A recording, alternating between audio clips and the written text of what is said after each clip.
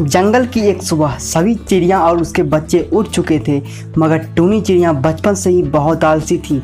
वो हमेशा बिस्तर पर पड़ी रहती थी, घर का कोई काम नहीं करती, ना ही स्कूल जाती, जिस कारण उसके माँ बाप बहुत चिंतित रहते थे। और एक दिन पता नहीं क्या होगा इस लड़की का, कितना भी समझाऊं समझती ही नहीं।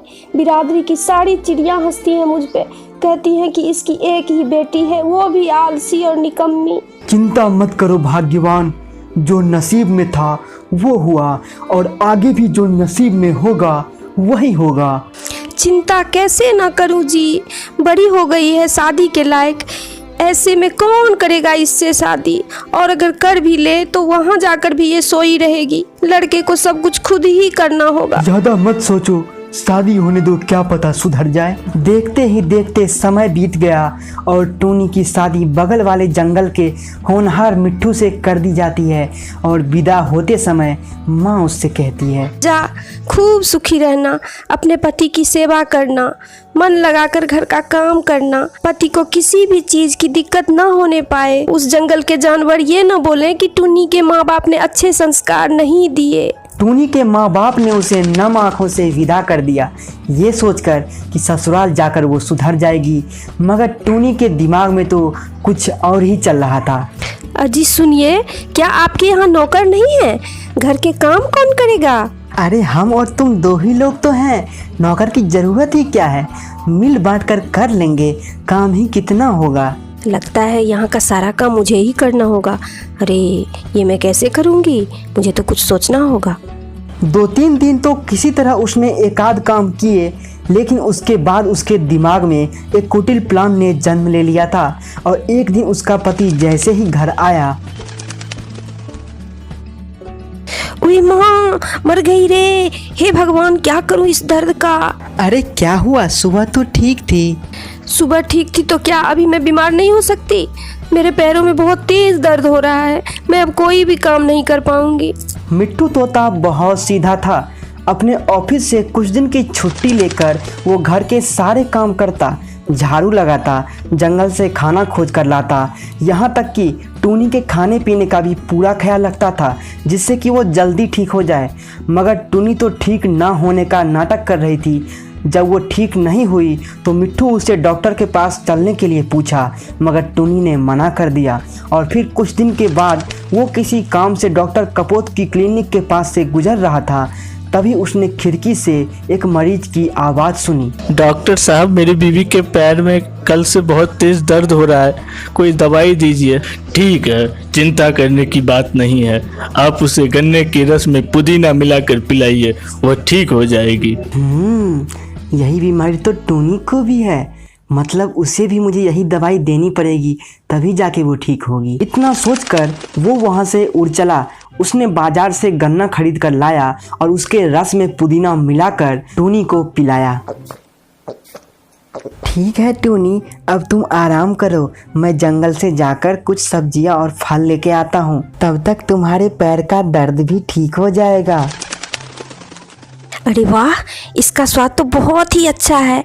लगता है मुझे इसे पीने के लिए रोज रोज ये नाटक करना होगा, तभी मुझे ये इतना अच्छा शरबत मिलेगा। मिट्टू को बाजार से आते आते रात हो जाती है।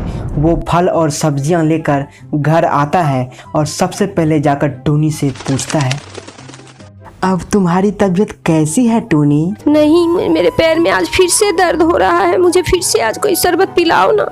ये कहानी अब रोज की हो चुकी थी। टूनी हमेशा झूठ बोलती रही और मिट्ठू उसे गन्ने का रस ला ला के पिलाता रहा। और आखिरकार जब बहुत दिन बीत गए और फिर भी टूनी का दर्द ठीक नहीं हुआ, तो फिर एक दिन, क्या करूं, टूनी का तो दर्द ठीक होने का नाम ही नहीं ले रहा है, लगता है फिर से मुझे डॉक्टर के पास जाना होगा। और इतना सोचकर मिट्ठू फिर से हॉस्पिटल की तरफ उड़ जाता है। और उसकी किस्मत इतनी अच्छी होती है कि वही मरीज फिर से डॉक्टर के सामने बैठा होता है और ये फिर से उसी खिड़की के पास खड़ा हो जाता है। डॉक्टर साहब, गन्ने का रस देने के बाद उसके पैर में और दर्द रहने लगा है, क्या करूं? मुझे माफ़ करें, मैंने नीम के बदले गन्ना बोल दिया था। आपको नीम के रस में करेला डालकर उसको दिन में 3 बार पिलाना है, 2 दिन में असर होगा।